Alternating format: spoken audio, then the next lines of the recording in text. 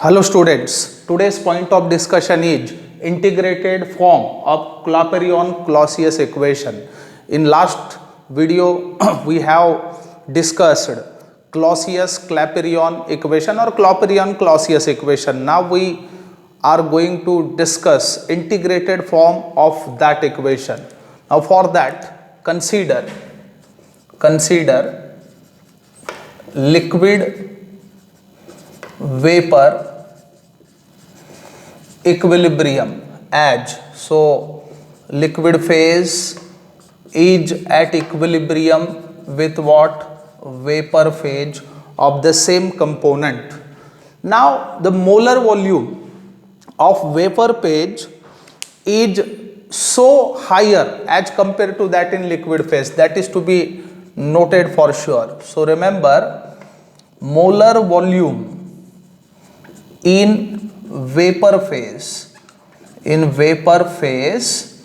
is so greater than that of liquid phase. Now for this thing we consider the example of water vapor and liquid water. So volume of the water vapor is of 1 mole specially is 30060 ml, which is too higher, and that of liquid water is just greater than 18 ml. Now this difference is very crucial and very high.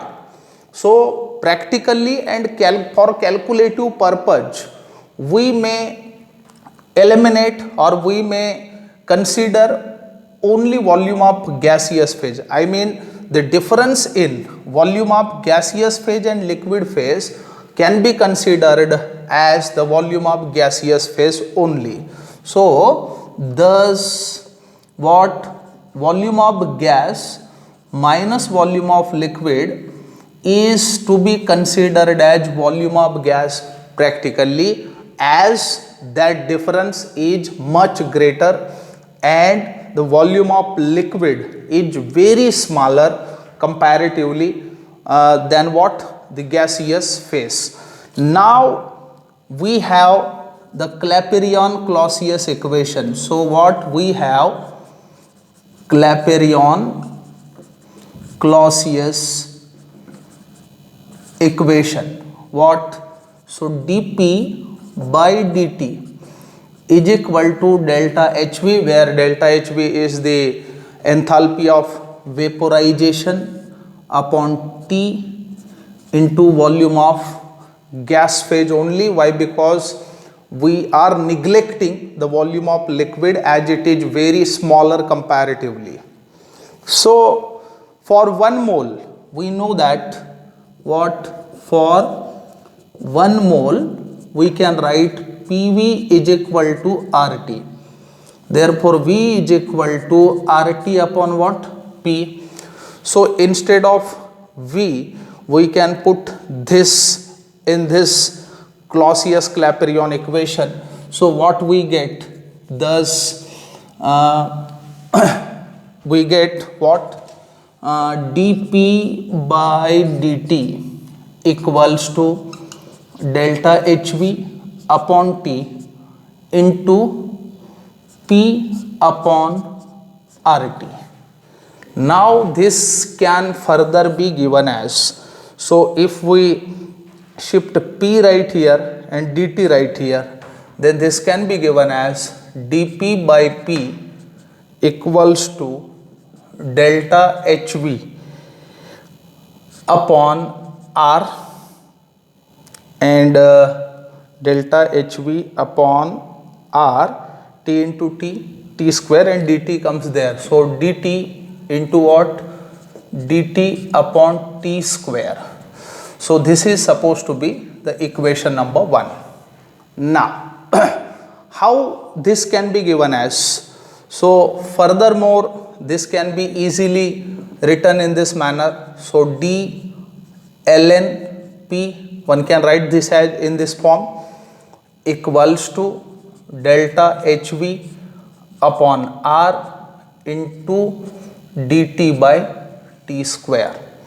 So we need to now integrate this. So by integrating equation 1 we get. So what happens? Integration of d ln p equals to, now we assume that delta HV, that is enthalpy of vaporization, as a constant, as its change is very smaller, this remain outside the integration sign. So delta HV upon R is gas constant, which is constant as well. Integration of dt upon t square. Now what comes right here? So P equals to minus delta HV upon R into 1 by T plus C, where C is the constant of integration, or simply one can say integration constant. Now this is the integrated form of Clapeyron and Clausius equation. Another very important thing to be discussed right here is one can integrate equation number 1 between suitable limits of temperature and pressure also. So remember, equation 1 can be integrated between limits of P1 to P2 and T1 to T2. So by doing this, what we get? So remember, integration between limits P1 to P2 of what? So this d ln p. So remember, equation 1 can be written in this manner. So equals to delta HV upon R, these are the constants. So we can write these just outside the integration sign. So integration between limits T1 to T2 of dt upon t square. So here we go. What comes? ln P2 by P1 equals to, what happens? Minus delta HV by R 1 by T between limits T1 to T2. So further, how this can be written? So ln P2 by P1 equals to delta HV upon R 1 upon T1 minus 1 upon what? T2.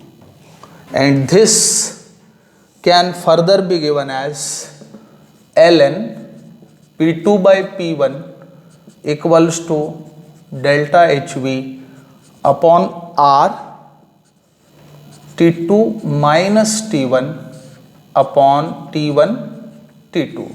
So this is the integrated form of Clapeyron-Clausius equation when integrated between suitable limits, and this is also integrated form when limits are unknown. So this was the integrated form of Clapeyron-Clausius equation. Thank you very much.